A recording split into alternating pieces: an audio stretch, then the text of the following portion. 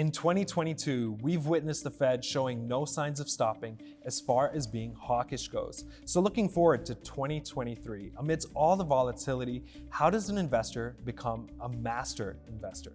I'm Rashan Gidwani, and this is Teatime Tuesday. Joining me to discuss all of this today is David Kuo, co-founder of The Smart Investor. Hi David, thanks for joining me on Teatime Tuesday. How are you today? I'm very good, Rashan, yeah. I heard that your signature was coming to an interview, having a jolly good time, but also getting down to the nitty-gritty of what's happening in finance. Well, I think, finance is such a boring subject that you need to liven it up somehow. And everybody should be interested in finance, but unfortunately, some of the commentators, talking heads, tend to be far too technical. And I think that turns people off. But everybody should be interested in finance, and I got my kids interested in finance from a very, very early age. And thankfully, today, they are well balanced and hopefully sort of reasonably well heeled as well. So you've got years worth of experience in the financial sector. Sadly, yes. Not sadly. How'd you begin and how's the journey been so far? It was actually an accident. It probably sort of started when I was in university, when I was doing a PhD. I had a lot of spare time, and I spent a lot of that spare time reading, not journals, but the Financial Times, and I started to get interested in finance. But it really wasn't until I left university, and my first job, believe it or not, was a bookmaker. Not somebody who makes books, but somebody who actually controls the betting on racecourses. And that was my very first job. And that was when I started to come into contact with money in a very big way. But I left the racing industry and then I joined a company called The Motley Fool. They, at the time, needed an analyst who was familiar with science and the pharmaceutical industry. And I just happened to be that person. So that was when I really sort of became very interested in the financial world. So it started off just casual reading. And then getting into racehorses. Were you betting as well, or we're not going to cover that? Well, the thing is, I did used to gamble. Yeah, I did used to bet on horses, but it was really when I started working in the racing industry that I suddenly realized that you can't really win on horse racing because the book is constructed in such a way that the bookie makes money regardless of whichever horse wins. It is a very, very sort of clever concept called over-round book, and it doesn't matter. The bookie doesn't care who wins because they make 20% regardless, and that really is the secret. And I think of investing as well. If you invest properly, you're going to make money regardless. But it's been a bit difficult now, right? The Fed's been a bit hawkish. It's a bear market. What advice do you have to give investors who have just started, maybe? I think it really sort of depends on what kind of investor you are. It took me a little while to discover the kind of investing that suited my personality. And like most people, when you start off, you do a bit of growth investing, value investing. And it wasn't really until I hit upon income investing or dividend investing that I suddenly sort of found something that I was very passionate about. And as far as an income investor is concerned, you're not really that concerned about the share price unless you are going out there and buying the shares. Regardless of what happens in the stock market, if you invest in the right type of companies with the right type of cash flow that can reward you as an investor through dividends, you don't really care that much about what's happening in the stock market. And it is what I call making money even whilst you sleep. So as we are talking now, Roshan, a dividend is dropping into my bank account. And when I go home later on tonight, another dividend will drop into my bank account. And another one will drop in tomorrow, the day after that. But the only days that I don't get dividends in my bank account is a Sunday, yeah? But that really is the joy. And so my passion is to go out and look for companies that have that ability to reward me for holding the shares. And you said, this is a difficult time for investors, primarily because maybe stock markets are down in certain places and some of the shares that you have bought have actually fallen in value. But for me, that is a buying opportunity, particularly if that company has got the strong cash flow and can reward me in terms of the dividends. Okay, but what about the tech sector? I mean, first off, Twitter employees, they're leaving on their own. Amazon announced 10,000 layoffs. Meta laid off 11,000 people. the appetite for that sector isn't good. Do you think that will change?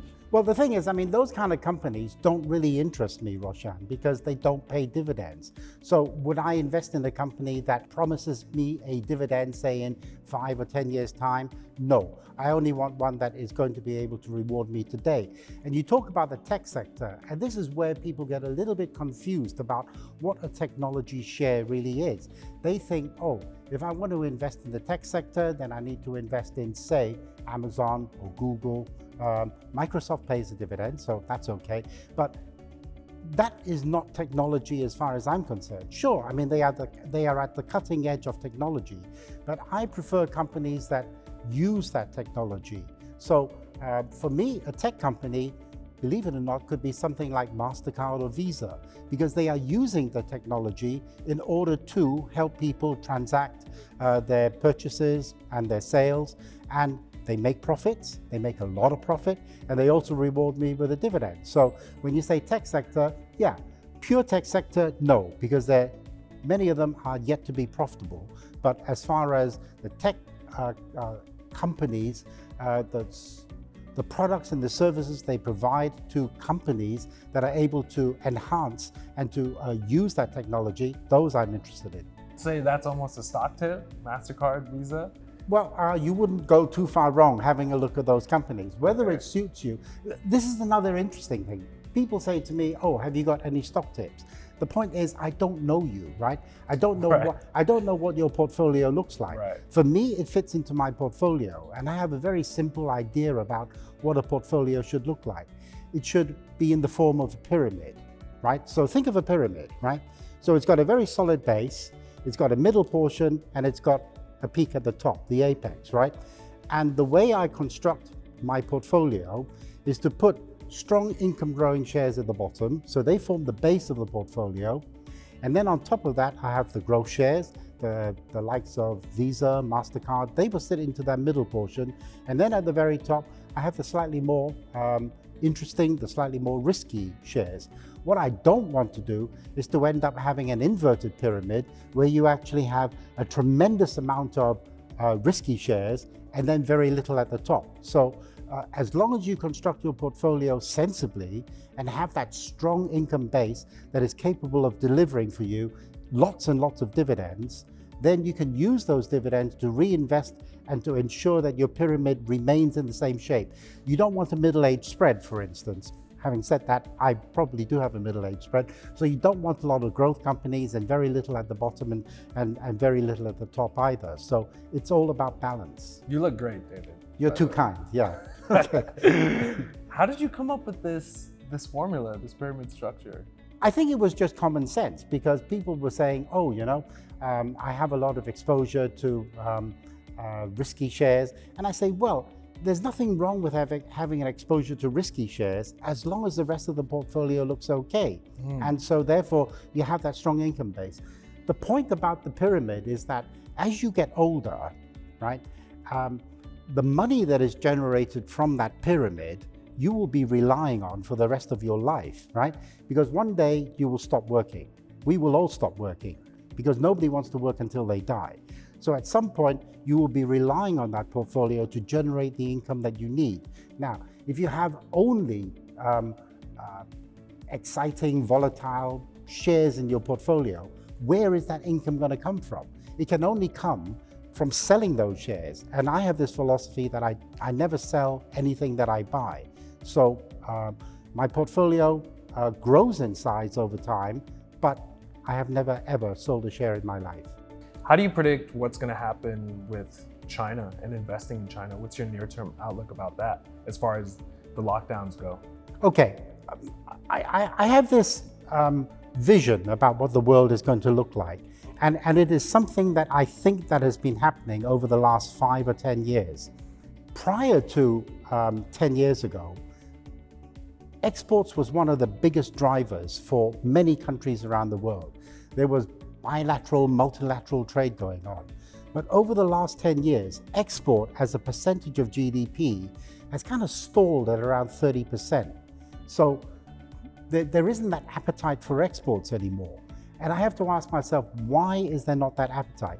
I think Donald Trump has a lot to answer for in terms of trying to curtail the amount of trade that is going on between China and America.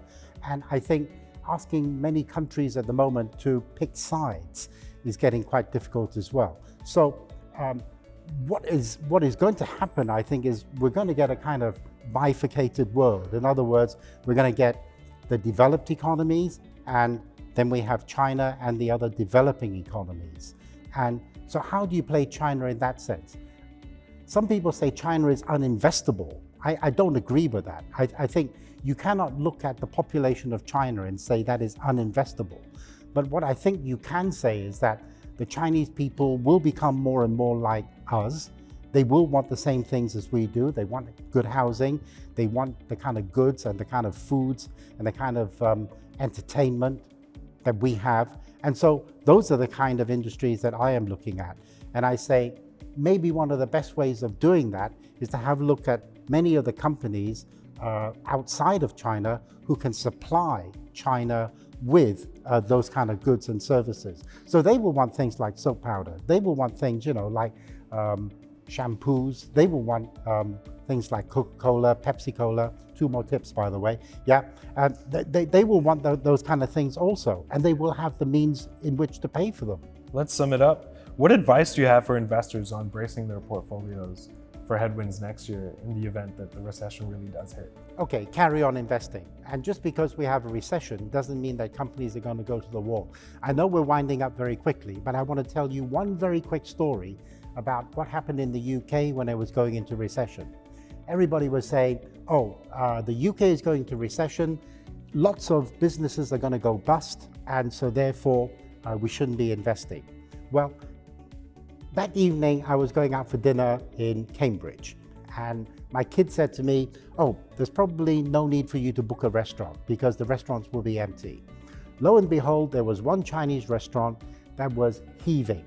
People were queuing up outside, but thankfully I had booked. And so therefore I made my way into the restaurant and my table was there.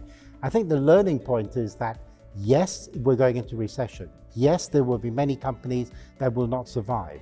But this particular restaurant did survive, and there were lots of people beating a path to its door. The question you have to ask is why? Why was this restaurant a standout when the others, you saw the waiters swatting flies outside, but why was this restaurant so much better than the others? It's because it had a secret ingredient. It made one of the best soy sauce chickens I have ever had. And diners were queuing to go and eat it. And so when you're looking at companies, look for that secret sauce. And in general, you will find that secret sauce is pricing power. A company with pricing power will survive whether we are in a recession, whether we have inflation, or whether we have any kind of economic conditions. They will survive. And those are the ones you want, pricing power. Pricing power, and the secret sauce. The secret sauce. Okay. David, very educational, very insightful. Thank I've you, had such a Roshan. blast. Thank Thank you. you. I've just been speaking with David Kuo, co-founder of The Smart Investor. Join us for future episodes of Teatime Tuesday as we dive deeper into more insights and analysis. I'm Roshan Gidwani. See you again.